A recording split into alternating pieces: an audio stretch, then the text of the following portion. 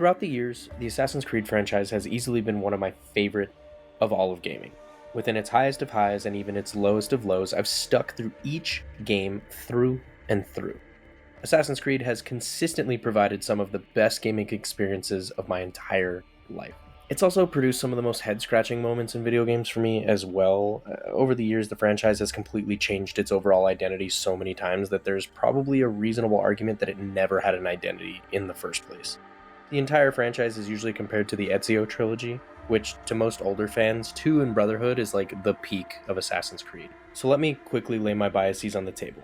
I'm more of a fan of the old formula. I think Ezio is probably the best established character in media, period. I enjoyed Origins quite a bit, even though I didn't like the RPG direction of the series. I felt like it was a nice compromise to have a character like Bayek be explored in the franchise. He felt like he could have taken on the mantle and been the next Ezio of the series, and could have revived it, but Assassin's Creed doesn't like sequels with really well-developed characters. I hate Odyssey, and I hate Valhalla. I really don't think I need to speak more on that. They are not Assassin's Creed games to me, and they're more like Spartan and Viking simulators. I really, really do not like these games of the franchise, so yeah. And to continue with transparency, I never really liked Syndicate either, and I am one of those people, yes, those annoying people, who think that Unity is the most underappreciated assassin experience of the entire franchise. Now, I could probably do a video on that by itself, but I wanted these opinions to be quickly laid out before you heard any of my opinions on Assassin's Creed Shadows. So, with those quick opinions in mind, here are my thoughts. I come from a time when this franchise had a very unique concept. It was a mix between historical intrigue and its connection to these 2 fictional groups constantly at war throughout history in the background. Mix that all together with a very unique take on kind of time travel within the science fiction via taking ancestral memories and presenting them to the host within a fictional device called the Animus. Let's not forget that there's an entire set of cosmic deities that basically created the Earth and its people. Wrap that all up with the end of the world plot that this entire franchise used to be based around, which I'm pretty sure most of us have forgotten. This franchise has seen some pretty wild changes when you really think about it. So that finally brings me to Assassin's Creed Shadows. I feel like the title I'm giving this video presents a negative feedback of my experience, when in reality, I mean it very literally. I feel empty. Shadows is not the worst game of the franchise. I still put that on Valhalla. Shadows does not touch the best of the franchise either, not even by a mile. I still place that on Brotherhood or maybe even Black Flag, as they are 2 different experiences, but they achieve the same goal. Shadows made me feel absolutely nothing. Nothing good, and nothing bad. It was a very up and down experience that happened simultaneously. It was an experience that I can't even really explain that well. Shadows, like the rest of the franchise, shares the same open world formula that Ubisoft has beaten to death for almost 2 decades now, and not just in Assassin's Creed, but all of its titles. It just seems to do it a little bit better. There are plenty of side quests and mini-games to do in this game, but it doesn't feel cluttered like previous entries. It doesn't feel like the 80-hour slog that was Valhalla. However, it really, unfortunately, has no side stories that grapple me either. It has no Da Vinci stories from Assassin's Creed Brotherhood, or it doesn't have any of the side content that Black Flag did to bring you closer to the Assassin's Brotherhood either. This kind of brings me to Shadow's overall issue. I don't really remember anybody of significance within this. In a year's time from now, I won't be able to tell you who the main bad guy is or any of the little henchmen that you have to assassinate throughout the entire game, main content or side content. What's weird is each cutscene feels long and flushed out, like it's supposed to have passion, but I got 0 substance when watching them. I feel like it's really easy to chalk this up to subpar writing, but I actually think it's more of the delivery.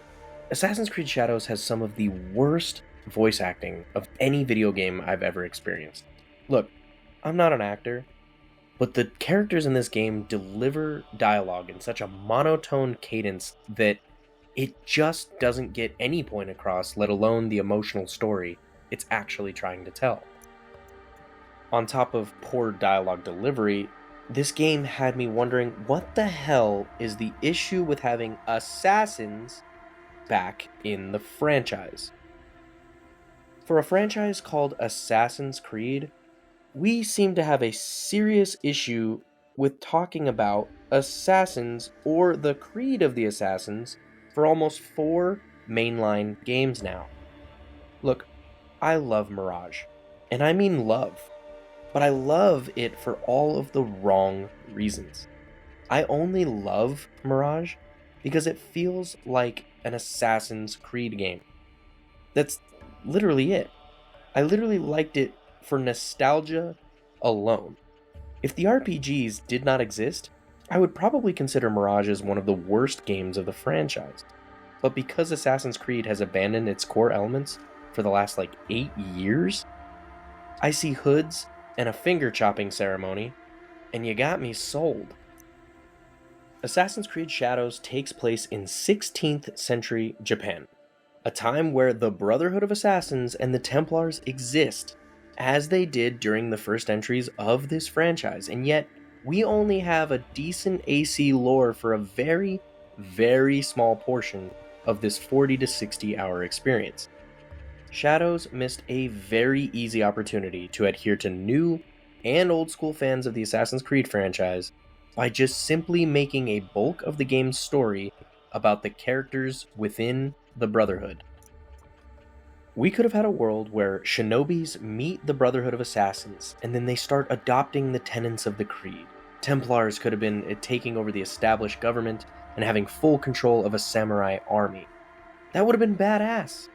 But instead, we are introduced to a half-baked revenge plot that has been beaten to death in the Assassin's Creed franchise, even in the good ones, and a secondary character that can't even climb a wall.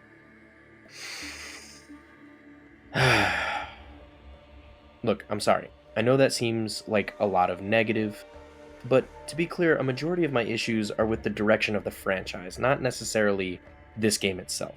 The burden does not simply and solely lie on Assassin's Creed Shadows.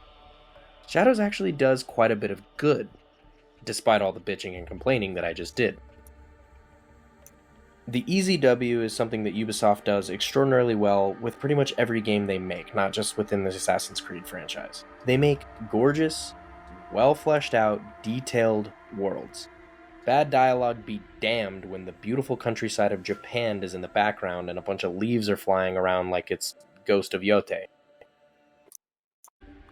Finally, within this franchise, there are no more mythical beasts to fight, and there isn't an entire map dedicated to a drug-induced trip to a religious afterlife. For the most part, it stays centered in the established reality that the franchise had previously presented. For the most part. Secondly, although I just bitched for, God knows how many minutes about there not being enough Creed, it still has a small focus of the Creed within the game. It's very, very finite, but it is nice to finally see it when it does show up. Loot is not as bloated and actually has stats that I care about, and cosmetics are interchangeable and the game doesn't force me to play as Yasuke to the point of exhaustion, if I so choose.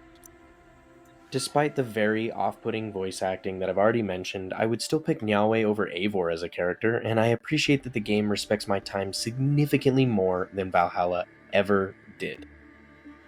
The biggest positive I have may also be one of the negatives. It's to some, Shadows shows potential. It shows that in some cases, a writer is really trying to reel this franchise back to the center. But we still are far from finding a middle ground. I still believe that Origins is the closest thing we've gotten to being evenly split between this franchise. Bayek is still the best character in the RPG quadrilogy in my opinion.